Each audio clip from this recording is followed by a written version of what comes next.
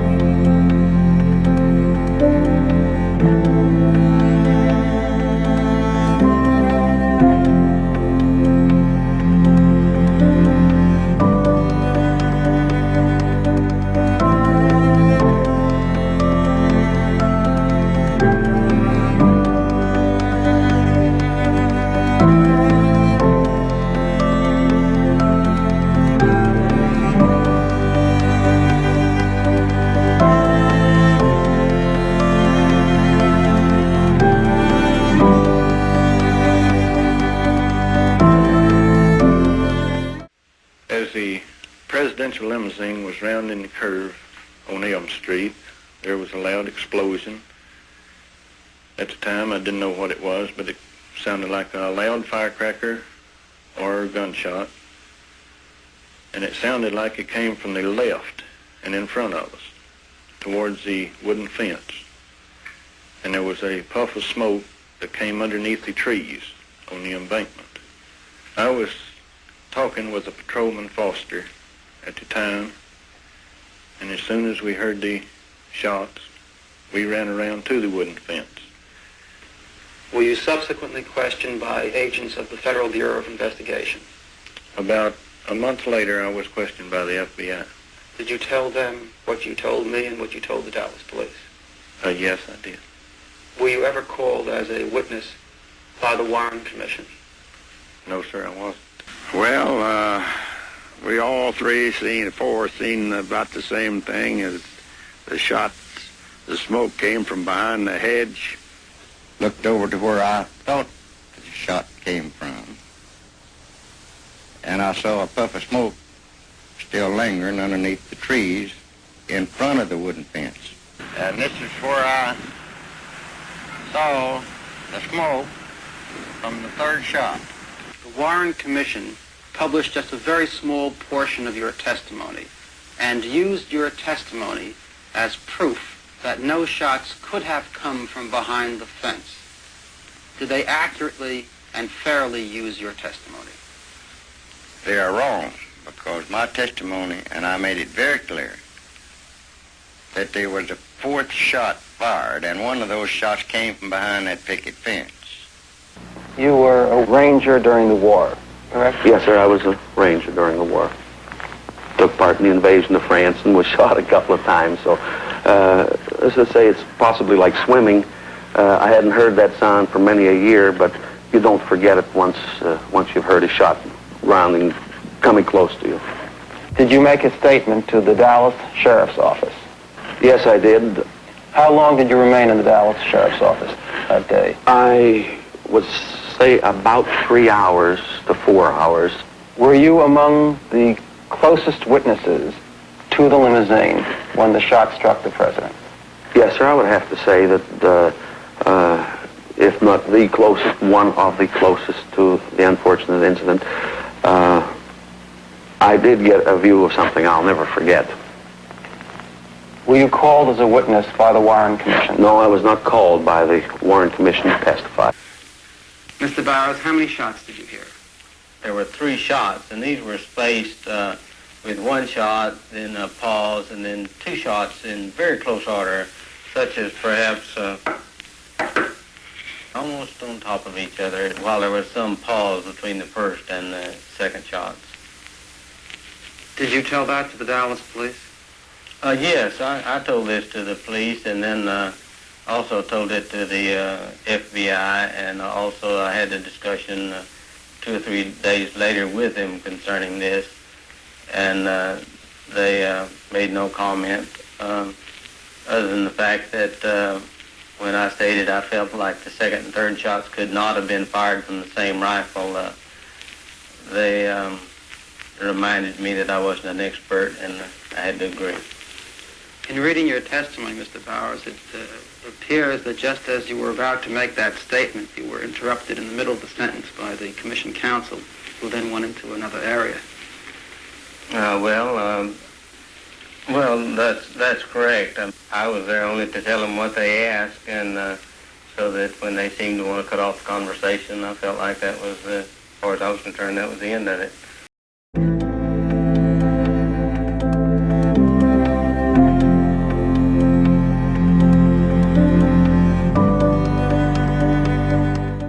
If some of you will recall, he asked a question from out here in the audience, or answered a question. He's standing right back here, and I didn't know who he was. I thought he was a member of the press, and he told me as we walked out of here that he was a nightclub operator here. What question did he ask? What? What question did he ask?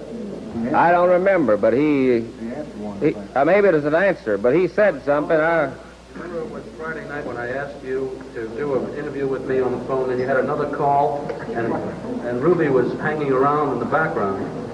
You were on the phone, and I said, and then you had to go away, and I asked Ruby, because he seemed to me like a detective. He seemed to be all over this place. I said, would you see if you could get him on the phone over to here now? And he went around, and he got you, and he brought you over to my telephone. It might have been where he told me who he was. I didn't know who he was either. When he, I think someone here answered that question in that he answered a question. Somebody asked something, and he answered it back there, and I don't know what it was. I think it was some question about a street or an address or a name or something. You look to me like you're a good friend. I don't know what it is.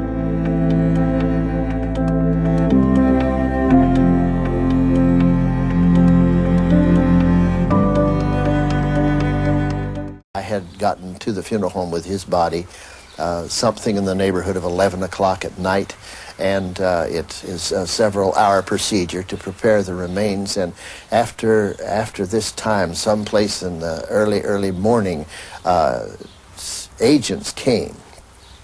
Now, I say agents because I'm not familiar at the moment with whether they were Secret Service or FBI or what they were, but agents did come, and when they did come, they fingerprinted, and the only reason that we knew they did, they were carrying a satchel and the equipment, and asked us if they might have the preparation room to themselves.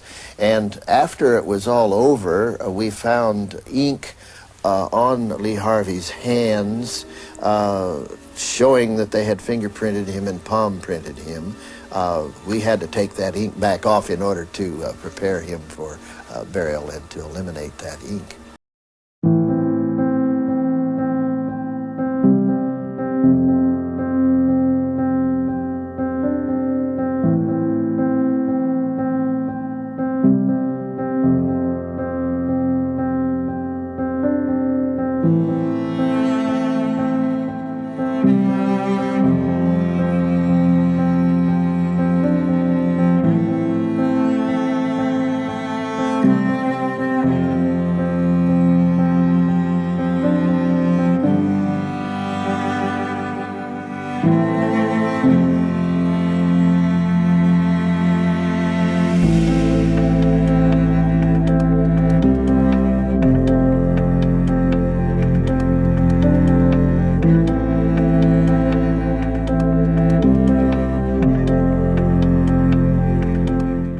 The setup with a disaffected Marine patsy in a warehouse on an elevated floor above a presidential motorcade traveling at a slow pace below, with snipers hidden about the scene with telescopic rifles, and the patsy having gun and ammo in his possession. This is all almost eerily similar to what's going to happen in Dallas. But it gets even more interesting. Just about the exact time JFK is scheduled to visit Chicago, half a world away in Vietnam, South Vietnamese President Diem and his brother are murdered in a CIA-sponsored plot. False CIA cables sent from Washington seemingly give Kennedy's okay for the assassination, even though he has ordered the CIA multiple times not to proceed in their request to kill the South Vietnamese president. Here is famed CIA agent E. Howard Hunt later testifying before a congressional committee on the false cables. Just that I might be able to improve upon the record. And what did you understand him to mean when he said to improve upon the record? To fabricate cables that could substitute for the missing chronological cables. Did you in fact fabricate cables for the purpose of indicating the relationship of the Kennedy administration and the assassination at the end? I did. And did you show these fabricated cables to Mr. Colson? I did.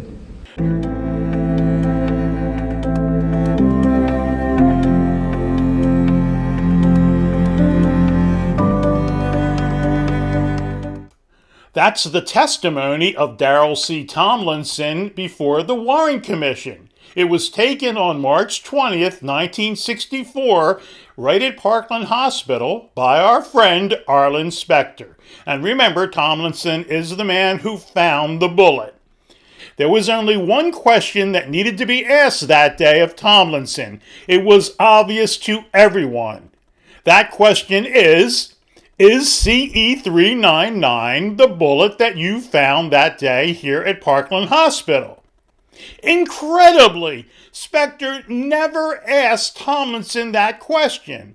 As a matter of fact, he asked Tomlinson no questions about any aspect of the bullet. He didn't ask one question about the bullet Tomlinson found, including if CE-399 was that bullet. He couldn't ask because he knew the answer would be no. As you can see, there's 5 pages of Warren Commission questioning of Tomlinson by Specter, and all Specter asks about is the position and location of the stretchers and maybe where the bullet was found. Even in that testimony, Tomlinson kept saying that he couldn't be sure where the bullet came from or even which stretcher it really came off of. This failure of Arlen Specter to ask the only obvious question, is CE-399 the bullet you found that day? It's some of the best evidence that the Warren Commission investigation was a total sham.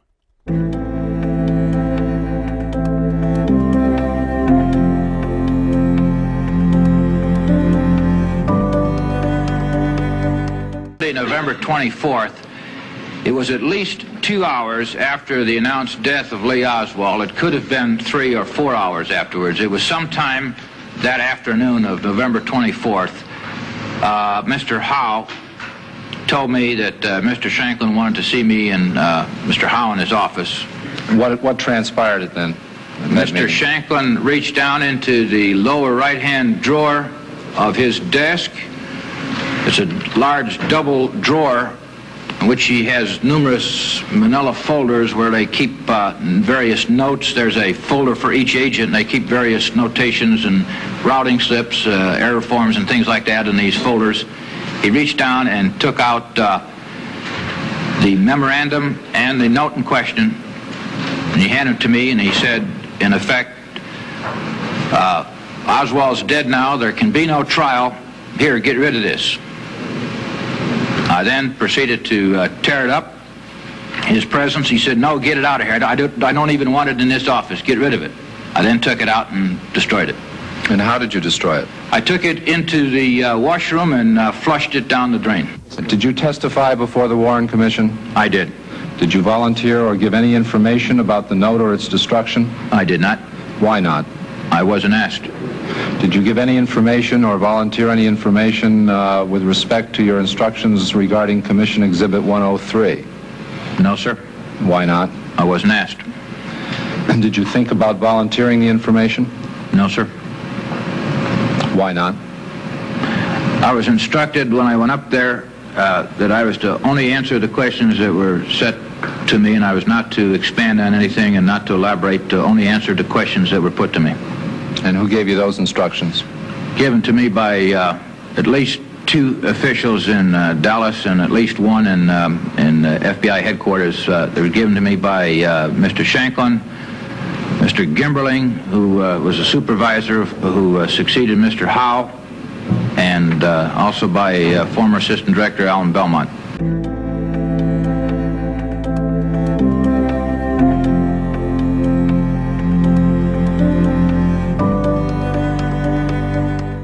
Knudsen came to me and he said, Joe, I have something I want to show you. So I went back to his sort of a workroom, and he pulled out an envelope and showed me about 12 pictures, 5 by 7, and had all these pictures of the president on his stomach and on his back, and could see the hole here, about 3/8 of an inch, and the back of his head above the line, big hole about the size of a grapefruit. And then a couple days later, maybe a day later, he said, Joe, have a minute? And I said, sure. He said, I want to show you something. Those pictures I showed you the other day, these are the same ones, but a little different. And I said, what do you mean? He said, let me show you. He got the first one out, and I said, no hole. He said, no, they covered it up. And I looked in the back. The hole was neatly covered up. And I said, who did that? He said, well, I didn't do it. I said, well, I'm not saying you did, but I'm surprised. There is no record of Robert Knudsen attending Kennedy's autopsy, yet he had photographs in his possession that had clearly been altered.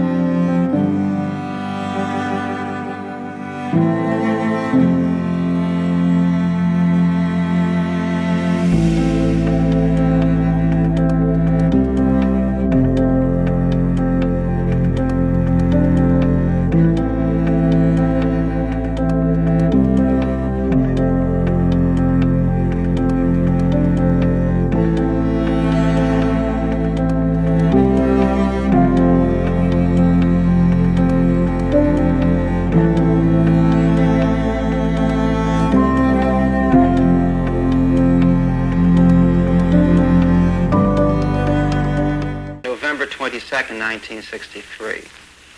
I was working for Miss Smotherman, 327 East 10th, just down the block from where Tippett was killed. Did you know Officer Tippett? Yes, I saw him pretty many times. And did you hear the shots? Yes, I heard the shots. And what did you do? I ran out into the street and looked down the street, and I ran back down the street where he was lying, and I looked at him. Now, when you heard the shots and you went out of the house, did you see a man with a gun? Yes, I did. What was he doing? Oh, he was reloading it. When I said he was reloading his gun. And how would you describe that man? Well, he's kind of chunky. He's kind of heavy. He wasn't a very big man. Was he tall or short? Yeah, he's kind of short guy. Short and heavy? Yes. And was there any other man there? Yes, there's one on the other side of the street. All I know, he told him to go. Mrs. Clemens, the man who had the gun, Did he make any motion at all to the other man across the street? No more told him to go on. Well, he waved his hand and said, go on. Go on. And then what happened with the man with the gun? He unloaded and reloaded. And what did the other man do? Man kept going straight down the street. And then did they go in opposite directions?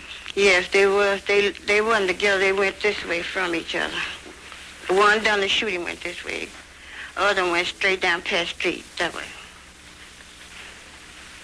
What was the man who did not do the shooting, but the man who went in the other direction from the man with the gun? What was he wearing, if you remember? Well, first I can remember he had looked like light khakis and a white shirt. And was he tall or short? He was tall. And was he heavy or thin? He was thin. But the one who did the one who had the gun, seconds after Tippett was shot, he was short. Yes, he was short and kind of heavy. Now, did you testify before the Warren Commission about this case? I haven't said anything to anyone. Did anyone come to see you after the murder of Officer Tippett? Yes, he was a man came, I don't know what he was. He came to my house and talked to me. But I don't know what he looked like a policeman to me. He did. Did he have a gun? Yes, he wore a gun. Mrs. Clemens, how long after Tippett was shot did this man with a gun come to visit you? About 2 days. It was about 2 days. Said that I might get hurt. Someone might hurt me if I would talk. About what you saw? What I saw. He just told me to be the best if I didn't say anything because I might get hurt.